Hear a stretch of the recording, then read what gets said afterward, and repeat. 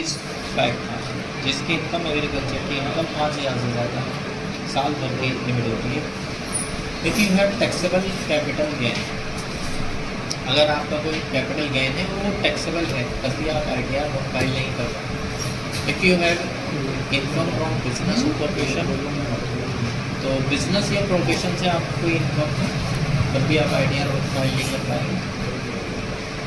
Having income from one और more than one house property, किसी की इनकम एक से ज़्यादा प्रॉपर्टी से इनकम है तब भी वो ITR फाइल नहीं करेंगे।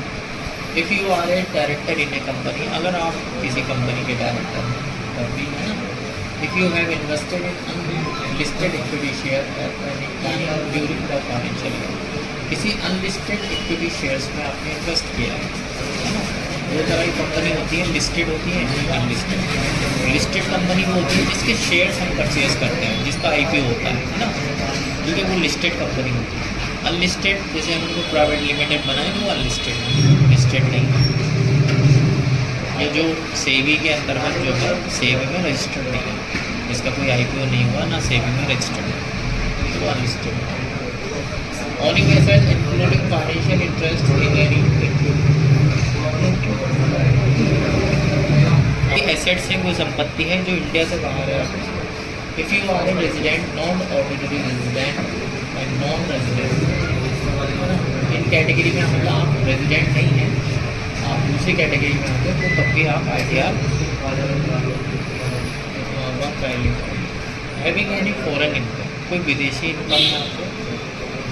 If tax has been deducted under section 194N, 194N है ये, 194N वो है कैश विड्रॉल का, CDS में पढ़ा था ना।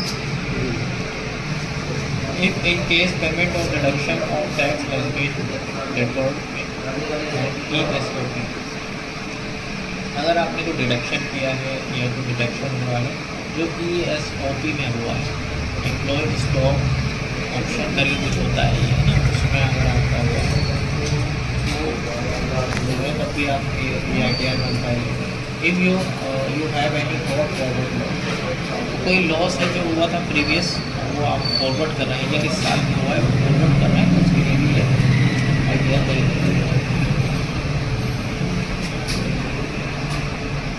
अब ये जो ITR 1 की कंडीशन दी गई, अगर मान लो ये कंडीशन आती है, इसमें से कोई भी एक भी कंडीशन आ जाती है, तो उस कंडीशन में ITR 1 फाइल नहीं होती, उस कंडीशन में होती है ITR 2 फाइल, है ना।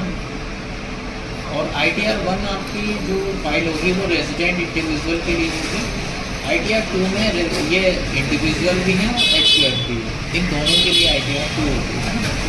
तब मान लो जैसे सैलरी है, सैलरी से इनकम 50 लाख तक है किसी की, तो ITR 1, 50 से ऊपर है फिर ITR 2 फाइल करें। एग्रीकल्चर इनकम जैसे उसकी 5,000 से ज़्यादा है, तो जो हमने ऊपर पॉइंट्स पढ़े हैं, अगर वो पॉइंट्स है ना आती हैं, उनमें से कोई भी एक भी कंडीशन आ जाती है तो ITR 2 फाइल करेंगे आप।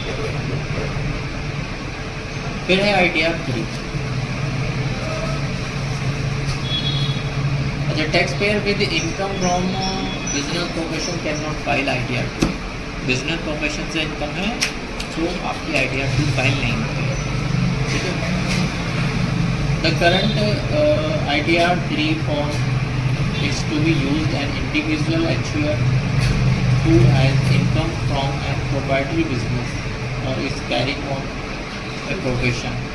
तो अगर आपका कोई बिजनेस है या कोई प्रोफेशन से आपकी इनकम है तो ITR 3 फाइल करेंगे।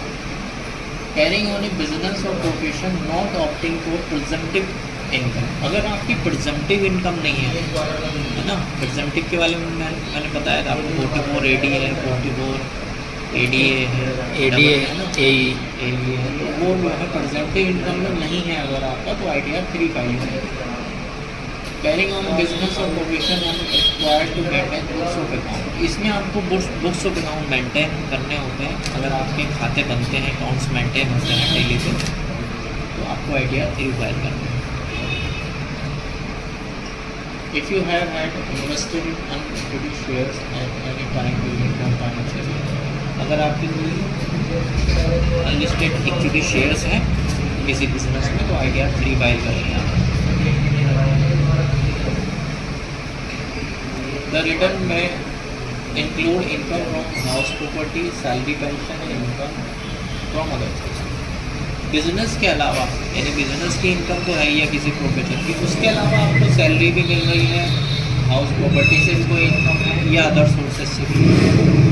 बिजनेस के अलावा, बिजनेस तो है ही, उसके अलावा भी है, तो आइडिया 3 फाइल होती है।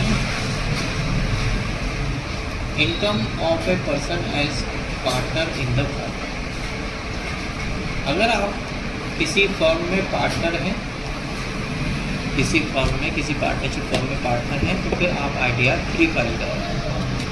पार्टनरशिप फर्म जो पार्टनर्स को सैलरी भी देती है और उनके कैपिटल पे इंटरेस्ट भी देती है ना, तो उसके लिए उन्हें आइडिया 3 फाइल कर देते हैं। उस सैलरी को दिखाने के लिए फर्म वाली सैलरी होती है, ये फर्म से इंटरेस्ट होता है,